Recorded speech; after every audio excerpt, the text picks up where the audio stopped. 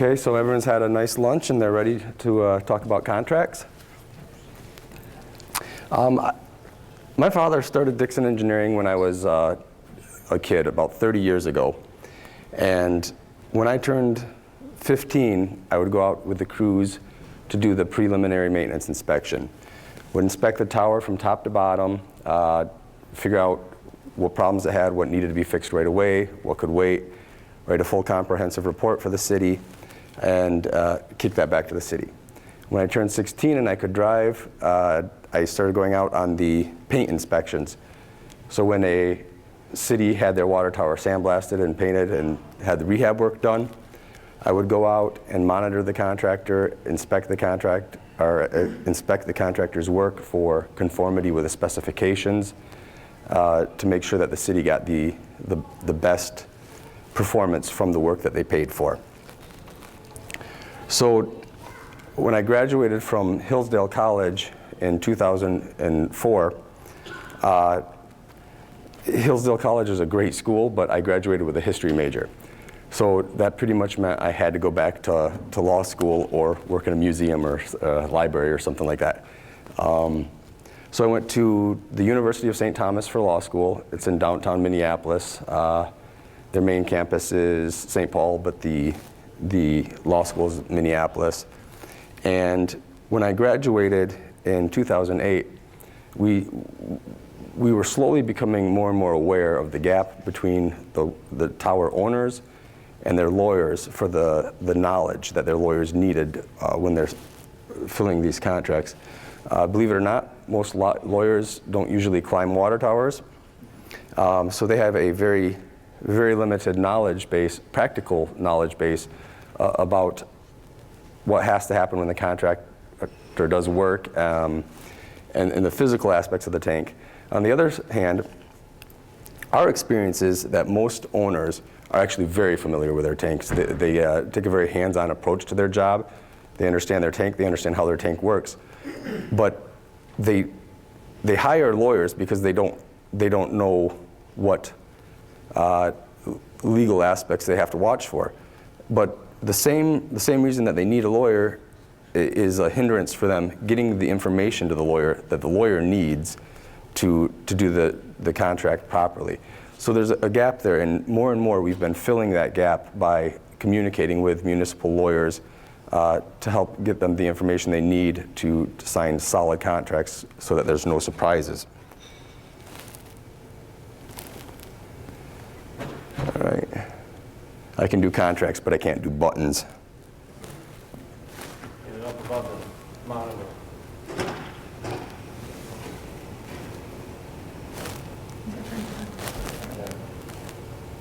Okay.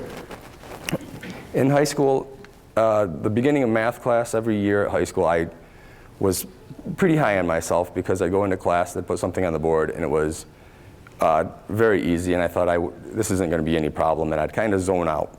And I'd just kind of go and have fun in my own world for the first couple months of math class. And then I would just, by chance, kind of drift back in a little bit and look up at the board. And all of a sudden, we're over my head. So I would have to go back and catch up to the rest of the class because when we did the easy part, I drifted away and it snuck up on me. And I think this presentation is going to be a little bit like that. We're going to start with some concepts that are fairly simple and fairly easy, but the idea isn't just to cover easy things. It's to start turning how you look at your contract a little bit so that you're looking at it from a different perspective. So that's why we're going to start out fairly easy. And if you're willing to bear with me through this early section, I think that it'll be a benefit in the back end for you. And as long as we're here, I might as well also add that this presentation is not a simplified or watered down version of what lawyers would sit in the room to learn. This has been designed to help fill that gap we were talking about. It's going to be very, very technical on some issues where that's important, and the technical specifics are what the water tower owners need to know. And then on other aspects, I'm going to get fairly broad, and I'm going to use more general language and looser language, and I'm even going to kind of overlap a couple of concepts. And the idea is to give you the best information in the time we have to do your part as water tower owners.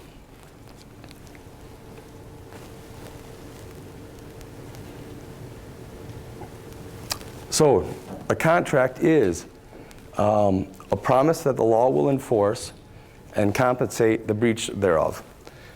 This means that if you and your wife sign an agreement that you get to go golfing in the morning, but you promise you're going to do the dishes in the afternoon, it's not a contract. That the law is going to say that's between you, your wife, and the rolling pin.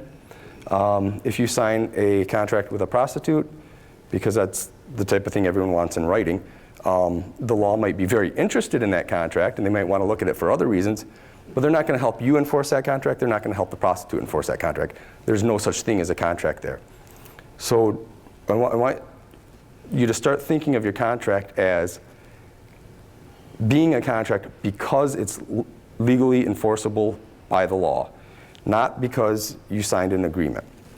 But it's that aspect of it that makes it a contract. And because we're talking about something under the law, you're going to have to wipe out a little bit of your common sense to start thinking about the legal, how we look at the contract legally. When we have an issue with contracts, we always look to contract formation. And contract formation is when that agreement became an agreement that would be enforced by the law. That's when it became a contract. That's the point we always look back to figure out problems within the contract. We look back to that time and we decide, we kind of pretend actually, that we had a meeting of the minds, that you and the contractor sat down and you had a meeting of the minds on all possible aspects of this contract. Anything that could go wrong, you decided how that was going to be solved then, when you formed the contract. And we're going to look back to that time to say what would happen in that, what did you intend at that time. So here, we have a minor situation over the chair. Now let's pretend that the contract is, there's a game on the little dining room table here, or the little coffee table here, and they've come to a contract for how they're going to play that game. They both say, great, this is how we're going to do it, and then they both jump up in the chair. Neither one of them intended to let the other one sit in the chair. They both thought the other one would be the one standing. And practically and really speaking in reality, that's how it is.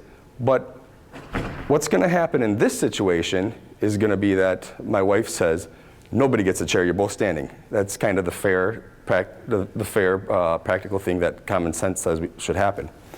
But because this is about a contract, and we're talking about the contract for what's happening here, we've got to go back to the time that that contract came into existence. And we got to say, what would they have done at this time if they settled this issue when they signed that contract, when they got into that contract? And speaking in those terms, it's a pretty safe bet that Eloise would have bulldozed her brother and got the chair. So it's not always a fair outcome when you go back, but what's fair and makes sense at the time of the breach, at the time of the problem, isn't what's important. What's important is what you decided or would have decided at the time that you got into the contract. Now, I want to talk a little bit about the general perception of contracts and side items. There's a general perception that your contract is this written agreement that you signed, and then there's a whole bunch of other stuff out here. There's specifications, legal recourse, what the contractor says they'll do, what salesmen tell you, all this other stuff. When it's time to go do the work, you look at the specs. If there's an issue, then you go to court. If the contractor says it's what we always do, if you don't care, you let them do it. If you care, you argue with them. But the way we want to start thinking about our contract is a more inclusive document. So there's the written agreement, and that's certainly the contract, but it includes all the situations that could possibly go wrong. So you have specifications and the work to be done. That's included as part of the contract. There are implied terms, trade usage, and how the parties have worked in the past. If there's a problem, we look back to all these things, and they're called gap fillers. If it's not spelled out in the contract, in the written agreement, then there's a gap in your contract, and we want to fill that gap for what you would have done when you signed the contract. So these are the things we look to, but I want to emphasize that they're actually part of the contract. Implied terms kind of has a bad rep because it sounds wishy-washy. It sounds a little bit like, I wish it turned out this way, so it was an implied term that. And that's not really the case. Your implied terms are, if you hire someone to come and paint your house, it's an implied term of that contract that you're going to let him on your property to paint the house. You can't go block him from coming on your property and then sue him for not performing the contract. Trade usage is what's standard in the industry, what happens in a normal situation when there's a problem in the industry. And looking at two of the more specific situations, what a salesman says is relevant in terms of warranty issues in some situations, but any contract that you sign with a sophisticated party is going to have a clause in it that completely wipes out anything that their salespeople told you. It's actually a decent clause, it's a fair clause, and it makes sense because they don't want you, they don't want to go back to a bunch of he said, she said. On the other hand, when you're talking to a sales guy and you read a contract and you have a little question, if you're talking to a sales guy and you ask him, well, what's this mean? He might say, I guess I don't know. But some sales guys, they read it and they kind of tell you what they assume it means. So you got to go to your lawyer if you have a question about a contract. If it's something important to you, you can't go to the other people's sales guy to get the information that you need. And this is not I'm not saying that salesmen are liars. I'm talking about people that you trust and have relationships with, the people that you naturally go to ask them questions about your relationship.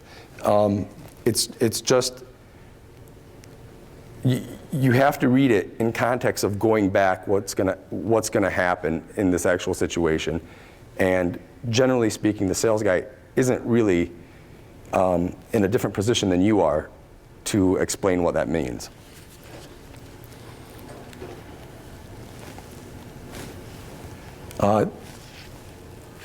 The gap fillers and implied terms, most of your contracts want to spell out that you will comply with all regulations, local, state, blah, blah, blah. But it's certainly feasible that if it's not spelled out, it's still part of the contract through implied terms. I have a water tower. People have to work on our water tower. So if you're going to put antennas and stuff on my water towers, you have to comply with OSHA. You have to comply with the building codes. You can't put so much weight on my tower that it's going to tip over. Local ordinances and things like that. So, excuse me. Now we're going to get into section 6409. This is federal legislation, and this is the part I'm going to start to get a little bit more broad in order to bring in concepts. And it's not, this specific legislation we don't need to really hammer out in every exact detail, but I think it'll help us talk through these concepts. So, this is federal legislation. It says, notwithstanding, and basically any other law other than the National Preservation Historic Act and the National Environmental Policy of 1969, a state or local government may not deny and shall approve any eligible facility requests for a modification of an existing wireless tower or base station that does not substantially change the physical dimensions of such tower or base station.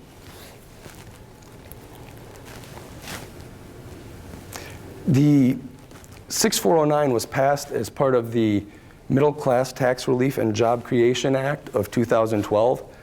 And this bill was largely seen as a a bill that had to get through for political reasons. It was something that was not going to get shot down in the legislature.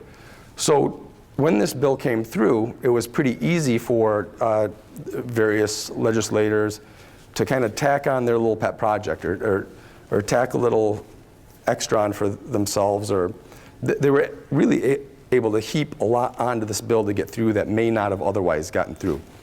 And that's why it's kind of referred to as Christmas tree legislation, because as it comes through the House, all the senators, everyone gets to put their own special ornament on it as it goes through.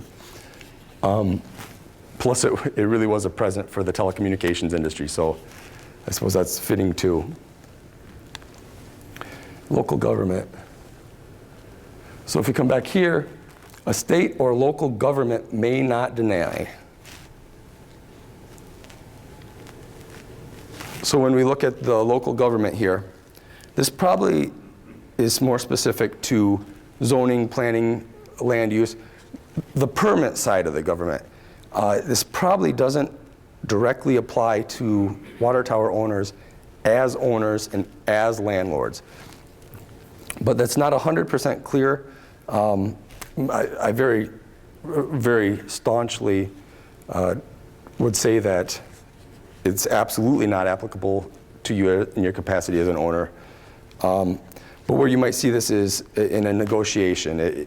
A carrier might drop this as a negotiating chip if they think that you're not familiar with the legislation and how it works. If I were you and that comes up, I would just deny that it's applicable at all. So we kind of come around to the why care about Section 6409 if it's permits and more city administrative stuff, and because it only relates to modifications to existing towers and base stations. That's existing towers and base stations for the purpose of being cell phone antennas, not existing water towers. Well, excuse me, I'm sorry.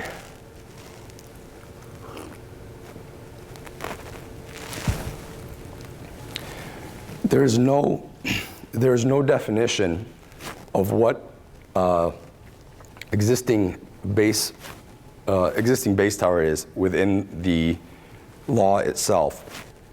But the FCC has put out a definition that would make any structure built for the sole or primary purpose of supporting an FCC licensed antenna or their associated coaxial cables and other appendages. And that's how they are trying to define an existing base station. Well, it seems pretty clear to us that that doesn't include water towers, right? Well, common sense says yes, but legally speaking, no. This absolutely does not exclude water towers as having the primary purpose of being there for the antenna. You can actually change the purpose of your water tower from being a water storage for the city to being a cell phone antenna that also happens to store water for the city by your contracts. So if you're driving down the road and you see a water tower with an antenna on the top, if you look at that water tower, you can't say, just by looking at it, that its primary purpose is to be a water tower for water storage. It very well may be the case that through contract mistakes, that they've ceded the right to the primary purpose. In the old way that these contracts used to take over primary purpose, and by old way, I'm talking 20 years ago when this really just started to take off, was they'd actually spell it out. The primary purpose of this water tower is now to be a tower for cell phone antennas. We're the primary purpose. It didn't really take long for lawyers to start stomping down on that, saying, no, the primary purpose stays with us, but you're just renting this space. The new way they go about this is much more subtle. It basically says that we're not going to interfere with you, you're not going to interfere with us, but if there is a problem, we come out on top. So the language is generally, we will not interfere with the city's use of this water tower for water storage for such and such for da da da da da. And the city will not interfere with the carrier's use of this water tower for antenna da da da da da da under any circumstance. So there's just, when you're in the middle of these contracts that are just boring as can be, when you get in the middle of them and you're reading this language, both of those lines sound reasonable in themselves, and you really got to be paying attention to catch that extra for any purpose that they throw in there to say, all right, now we have a purpose of conflict. Well, for any purpose makes their statement stronger, and it bumps them up a notch. You may have just ceded primary purpose of your water tower in that tricky language there. So does primary purpose matter? Yes, it does. Before Section 6409, primary purpose was mainly used when a conflict of interest came up. It would be, you're at cross purposes. You have to get the antennas off the tank to paint the tank, for example. And you're going to sandblast and paint the tank. In your mind, everyone knows that you have to do maintenance on a water tower. Well, they would use the argument that no, it'd be nice to have a good-looking water tower, but the primary purpose is to hold our antennas up. You don't need to rehab it to hold our antennas up, so don't interfere with us and our antennas. There's not as much resistance on that type of situation anymore, but that's an example of how that would come up. After 6409, though, you still have primary purpose being an issue for that reason. So that doesn't change that or take that away. But it adds in another possibility. If you change the primary purpose to being secondary to the antenna, then really you have a base station. So by using that language, are you then suggesting that if there's a problem, we can look to 6409 for a solution? Are you saying that, look, for the gap fillers, when it's not spelled out in the contract, if we have a gap in the written contract and we have to fill a gap, can we look to 6409 to fill those gaps? Because we're making it clear that we're just a base station here. And this is important because 6409 is actually is very, very pro carrier, very pro industry. And when it overrides all the law except for the national preservation historical stuff there, it throws out OSHA. It throws out building codes, local ordinance, all that stuff is out. This legislation was actually written for this cell industry to not have to meet safety codes and building codes and things like that. That was the purpose of it. So when we said that it was an implied term that you're going to comply with OSHA, is it still an implied term that they're going to comply with OSHA? If we change the primary purpose to being a base station?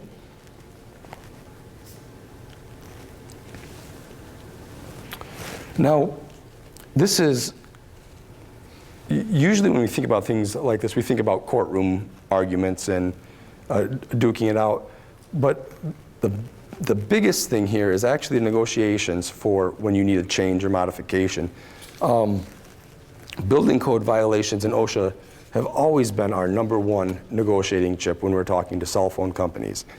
If, for safety reasons and maintenance reasons, we want to move a cell phone carrier's coaxial cable into a carrier tube out of the access tube, if they have an OSHA violation, they're usually willing to comply with that, and they're usually willing to make the necessary changes to get back in compliance with OSHA.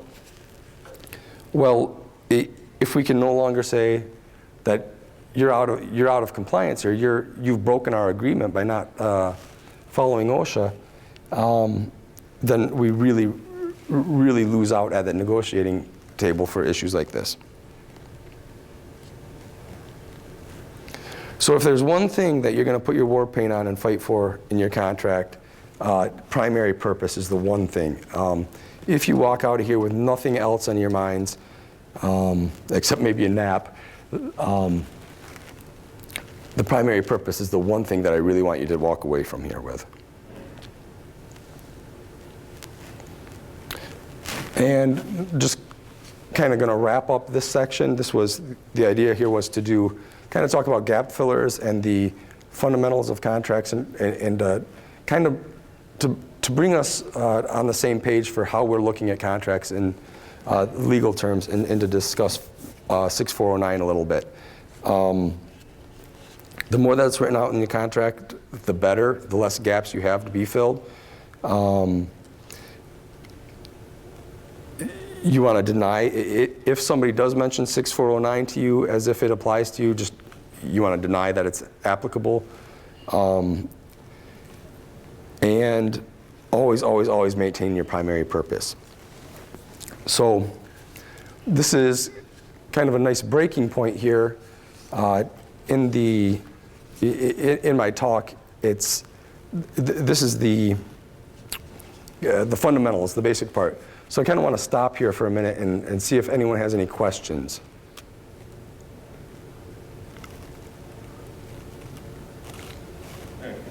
As far as the cell phone, if they try to write up a contract, would you say they're more likely to put in there that they are going to become primary versus if the city writes the initial contract? Absolutely. That's absolutely true. But you're not going to see that language anymore. They're not going to spell it out for you. Here's the clause to take out. They're not going to say here it is. It's going to be like we talked about probably in the non-interference clause is the place they want to put it in.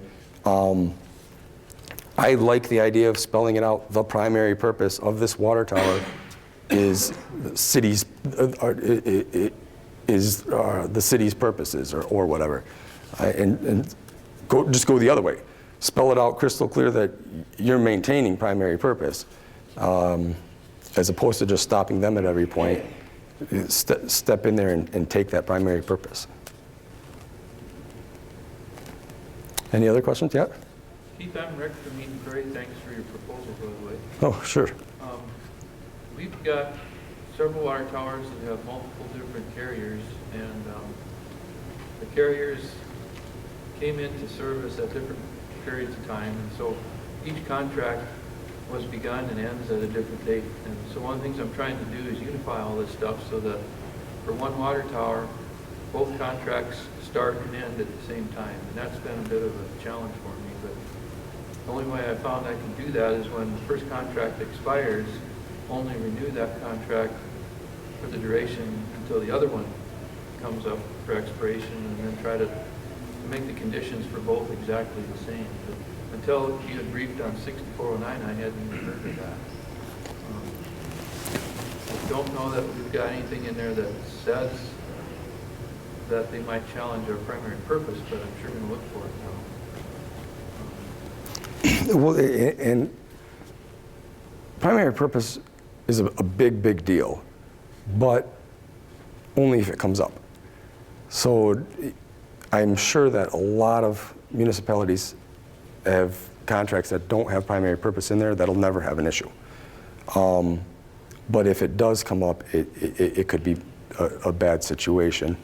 In your experience, are there any carriers that try to manipulate that more than others? You know, carriers are, you have AT&T, Sprint, Verizon, and these guys, but then they hire the next level down and they hire the next level down.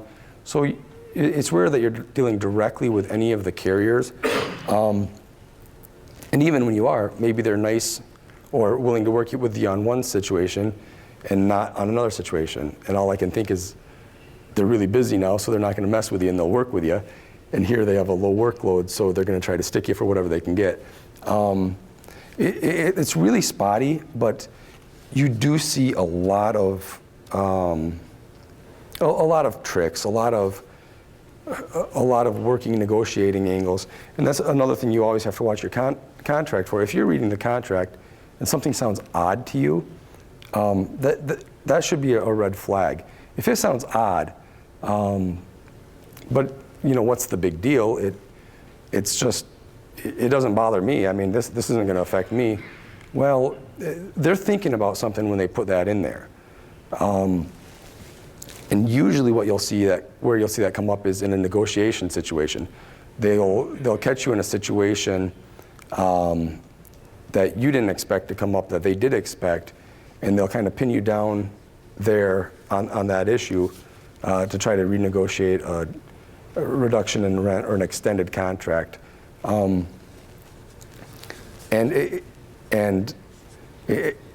that's what we see a lot of. You'll work on a tank with 3 carriers, like you said. 2 of them will get all their stuff right off the tank as easy as can be. The third one will drag their feet and say, well, they didn't have official notice. You didn't send official notice for that. You only kind of chatted with us about it loosely. We were in a situation where the antenna carrier sent representatives out to the pre-bid meeting and to all the meetings and everything about the work that was to be done. Well, the other carriers got their stuff off and their antenna's still on the tower. They said, well, we didn't have official notice. So we don't have to have it off for another 2 months because we didn't have official notice. And what they were trying to do is they're going to all these meetings so they can get the information about when the contractor wants to be there and everything. They wanted to put the city in a situation where the contractor's there and ready to go, but the antennas are still on, and technically they say they don't have to have them off. So well, I tell you what, why don't we extend this contract another 20 years? Forget about getting your contracts all on the same page. Let's just extend this contract another 20 years. And then we might be able to get the people together to get your stuff off in 10 days. So you do see a whole lot of that type thing. But there doesn't seem to be rhyme, or it's hard to judge when it's going to come up exactly. Do you have any thoughts on that, Joe? Did I cover it pretty well, or? Yeah, sounds good. Oh, okay. The legal part of it, I don't get involved as much. We're on the easy part now, so he's zoning out for another month. Digesting. How long is usually the contract? For how many years? How many years is the contract? 20 years is standard. You see 25 and 30, and there's some 15s. It's in the cities. Let me rephrase that. I'm a lawyer, so I can't actually answer anything straight. It always has been in the city's best interest to be able to renegotiate as often as possible. 6409 might change that some. It might not. But you want to trigger that renegotiation whenever you can. So, but even if you have a 25-year contract, you want them to have to come to you before they put up new equipment. So when they come to put up new equipment, you can look at your deal, look at what's going on, and if the market's changed enough that there's a lot more money in that right now, you can bump your dollars up some. Did I answer your question? Okay. Just to turn the tables a little bit, we actually have a developer. We advise this column, and the developer has the agreement with the cell expires in 2 years. Also, that's going to be our outlet for the water tower. So when we negotiate with them, we have to contact them. So you want to pinch their antenna and get it up on your water tower? Sure. On our towers, we need to get rid of theirs anyway. Okay. We're not Now, you know what I'm saying? If they won't, you say in 2 years it's going away anyway.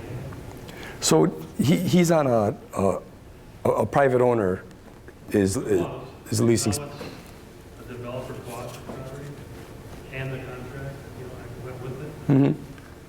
And the contract expires in 3 years? The contractor doesn't want to give it to us until it expires in 3 years. So, but the outlot that comes back to the city is designated for a water. It's getting pretty common. If he's going to be looking for a space and you're building right next door to where he is now, then you're going to be a great option for him. And yeah, you should be able to go to him and talk to him. We haven't, Sorry? we haven't started yet. Okay, yeah. That your water tower would be a great option. They're looking at $200,000 to put up. We have 3-4 carriers on our own. Okay. Well, for them to go somewhere else and build their own tower, you're looking at $200,000 in costs there. So that they'll probably be thrilled that you're building a tower there. A lot of local municipalities, at least in Wisconsin, were writing their zoning so that to kind of funnel the antennas to certain locations and to funnel them to their antennas so that you didn't have just cell antennas up all over the place.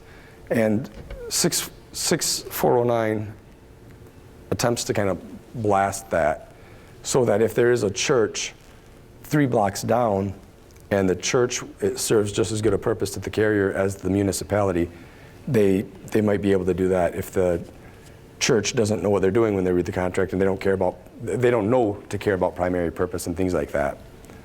So, and then this 6409, this legislation isn't written to be clear and to explain things. We've got 5 to 10 years for all the dust to settle from this legislation before we know exactly how everything's going to fall out, if it even lasts. There's a strong case that it's unconstitutional and it's going to go away anyway. So it's out there, but shrug. You know. Is there a standard fee that cities can charge the carriers or carriers pay, or is it all over the board for the city to city? It's all over the board. Why is that? Well, it's like 2-bedroom house, 1 bath. Where? You know, location. You know, it's like any other real estate, really. You're renting property out. And so location's the biggest thing, but what they think they can get out of you matters. There's no standardized fee schedule. I mean, the carriers might have their own private, what we expect to pay, what we're willing to pay here. Like, this is the most we'll give up. They might have something like that, but there's no open numbers on that. I think Wisconsin Rural Water, I might be wrong, but I think Wisconsin Rural Water actually surveyed its members and had them send in how much they were making on their contracts, on their leases, so that they could put together a chart for their members to say, this is what your neighbors are getting, this is what these people are getting, to kind of level the playing field out for their members. And I think that they found that very beneficial. Is it feasible, just curious there, for cities to put up their own antenna and then rent to, like Verizon, or, because that's what we're looking at doing right now. So, okay, that's feasible. Our water tower, Verizon's already got a huge antenna. There's like 3 antennas right there anyway. The other one's underneath the Highline wire, so they won't do that. So that's what they're looking at, putting up our own tower and charging back to Verizon and rent it or whatever. Problem is, they're having a hard time. We won't build it. It's all set to go, except we want to tie up. We want to have a contract with Verizon before we build it. And that's what the trouble is. They don't want to give us a contract. Something's in the wording or whatever. There are a couple municipalities in your same spot there. But yeah, this is a situation from Verizon's side, or AT&T or whoever. When they're looking for a place, renting is every bit as good to them as owning. I mean, they're providing a service, and they don't necessarily want their own. So that's actually a great option if your community is happy with, or happy enough with doing that.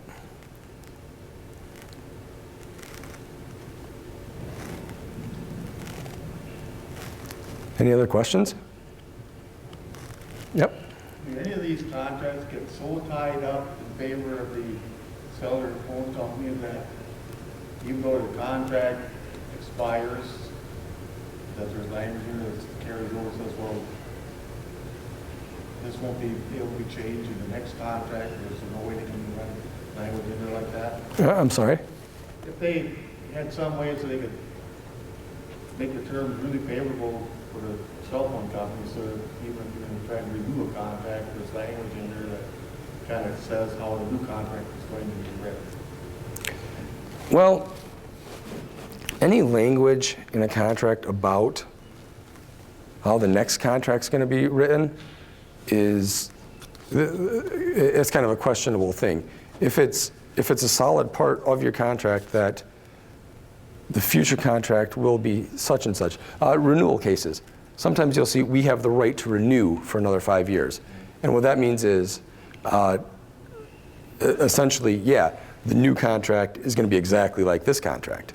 If it's more, if it's looser, then it depends on how loose it is, because you don't have when it comes time to do that, it might say you have to be really nice to us and give us all this stuff. Well, only if you sign the contract. So just say no, and then you can change anything you want if that means the difference between signing and not signing. Does that make sense? On the maintaining primary purpose, is that something that, let's say you've got a SCADA system antenna that is the city's city value, or an automatic meter reading system on top there? Do you need to spell that out as part of the primary purpose? No. No. That's exactly how you go about spelling out your primary purpose. Is something that your lawyer will be able to take care of, as long as he has the red flag that he needs to do that.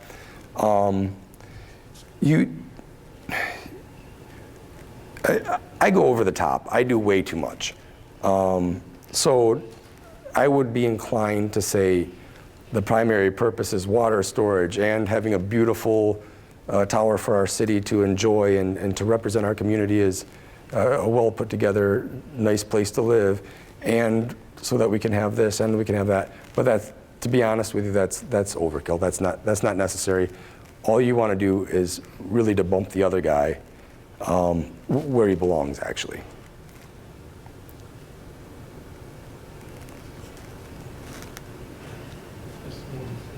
And then when they got all the wires running up the ladder of the wire pole. So, let's say when they went 4G, I met with the engineers out there, is how do you keep up with they tell me half the wires that are there aren't even used somewhere. But you don't know who to contact, so I can contact them all, and if our contract says primary purpose, I can say, it's too many wires. No. That's what I'm trying to say. Yeah. I'm sorry. Get rid of this stuff that after technology goes so fast. I see what you're saying. I wasn't really clear with I don't think I actually explained primary purpose. But when we're talking primary purpose doesn't interfere with the contract. It doesn't give you any rights over how the contract is run. It doesn't give you rights over the other party's property and rights within that contract. All it does is say, if there's a clash, then I win. If there is a clash with running the system so that it delivers water to my clients and running the system so that it delivers cell phone signals to your clients, then water comes first. It doesn't say that you can clear out any of their equipment that they don't use or anything like that. No, I didn't mean that, but this was more, it's just more of a, like, just emailing all of them, you don't know who's where. Just email them all and say, you know, because what I understand it for too is every company should have one cable. Is that the truth, Steve? That's what I think, the engineer. But we got 30. Probably, they're saying half of them ain't even in use. So how do you get that stuff taken care of? Because some of these, they are not even in the same state when you talk to the people that actually install stuff. Right. We would recommend putting in the contract that they can't have non-used equipment up there. Any equipment that's out of use comes down. There was a phase where there was a lot of, they were doing things that would kind of block competitors.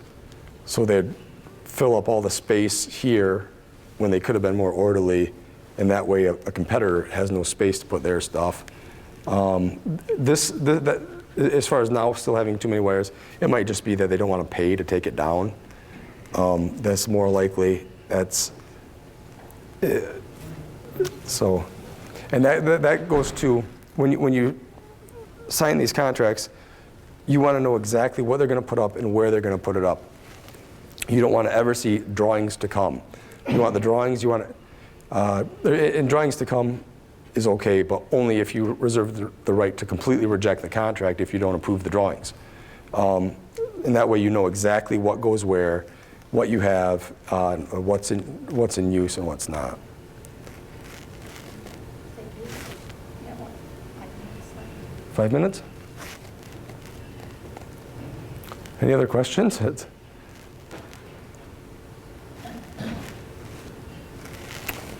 Okay, well, I can go a little further here. I'll do a quickie. We're not going to actually do all of part 2 here, but I will mention access to the tower. You can limit in your contracts who gets to go to the tower, who's on the tower. It's reasonable for the antenna carrier to want more than just themselves to have access to the tower, but we recommend that you make them provide you notice for when they're going to be there, and that you send a guy out with them and require that you have a guy there with them whenever they are out there, so you can make sure, number one, that nothing new goes up without you knowing about it, and just because it's a good practice. And you can write it in there that they have to pay your expenses for that. One thing that we've been recommending, this works really well, because usually when they have to go out to the tower, they just have to get into their little control boxes here. So on this job site, we built a fence all the way around the tank, but then each of the carriers with their box, those are all isolated in their own fence. So all the carriers have full access to their boxes, and they don't ever have to call the city or bother the city if that's all they want to do. They only have to call if they want to go on to the actual tank ground. So think about tricks and things like that to make your life easier. You guys are the practical guys. You know a lot of the headaches that you've had and things like that. Think about things like that and talk to your lawyer about how to make those headaches go away in the contract up front early. Whoops.